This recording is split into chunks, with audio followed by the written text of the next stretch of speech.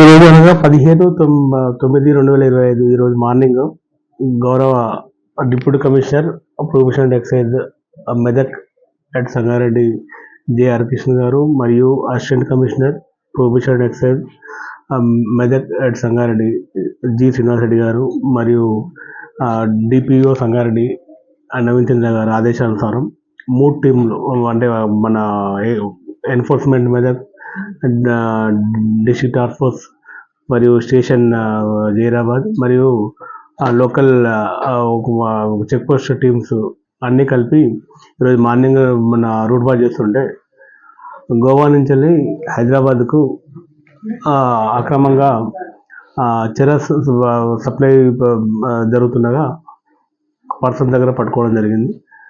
అటు పర్సన్ దగ్గర అదుపులో తీసుకొని అతని వాహనాన్ని సీజ్ చేయడం జరిగింది.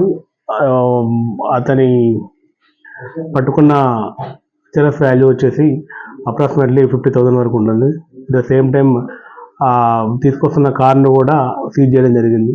అటు కార్ వాల్యూ వచ్చేసి మనకు 20 lakhs వరకు ఉంటుంది. ఫర్దర్గా వాళ్ళను ఎవరైతే మన అక్యూజ్ ఉన్నాడు కదా అతని రిమాండ్కు తరలించడం జరుగుతుంది గౌరవ కోర్టు ద్వారా.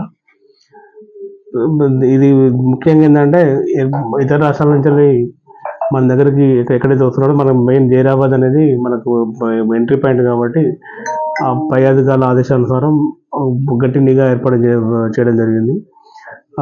24/7 డిఫరెంట్ టీమ్స్ అక్కడ ఉండి వెహికల్ చెక్ చేయడం, తర్వాత ఇన్ఫర్మేషన్ తీసుకోవడం, తర్వాత ఏవైతే నిఘాకు సంబంధించిన యాక్టివిటీస్ ఏముందో మేము మా టీమ్స్ మళ్ళీ మాకు డిప్లాయ్ చేసిన ఆఫీసర్స్ డిప్లాయ్ చేసిన టీమ్స్ అన్నీ కలుపుకుంటూ మేము 24/7 మేము మా టీమ్స్ మొత్తం వర్క్లో ఉన్నాయి.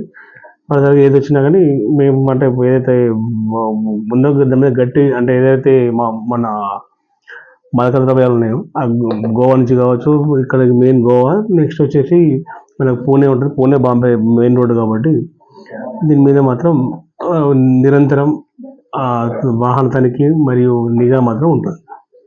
మద్యం రెగ్యులర్గా అయితే ఫస్ట్ మన ప్రియారిటీ ఏం చేస్తున్నాం అంటే ఫస్ట్ మనకు అంటే రొటీన్ చెకింగ్లో మన గోవా మద్యం అంటే ఎక్కువ వాళ్ళు 1-2 బాటిల్స్ అని వాళ్ళు ఏంటంటే వాళ్ళకి తెలియక తీసుకొచ్చుకుంటున్నారు. దాన్ని కూడా సీజ్ చేస్తున్నాం. అంటే మెయిన్ టార్గెట్స్ ఏంటంటే ఫస్ట్ ప్రియారిటీగా మనకు ఏదైతే డ్రగ్స్ ఉన్నాయో డ్రగ్స్ చూసుకుంటూ దాంతోపాటు సైమల్టేనియస్గా లిక్కర్ ఎక్కడ వచ్చేసిందో అది సీజ్ చేస్తున్నాం. లిక్కర్ ఏమైనా వాళ్ళని కూడా కౌన్సిలింగ్ చేయడం జరుగుతుంది. అవసరం అయితే వాళ్ళని కూడా అంటే ఏమాత్రం మనకు కరెక్ట్ అంటే సమాచారం ఉండి వాళ్ళు చేస్తున్నారని తెలిస్తే వాళ్ళని కూడా రిమాండ్ పంపించి వాళ్ళ మీద కూడా చర్యలు తీసుకొని వాళ్ళ మీద కూడా ఛార్జ్ షీట్ దాఖలు చేయడం జరుగుతుంది.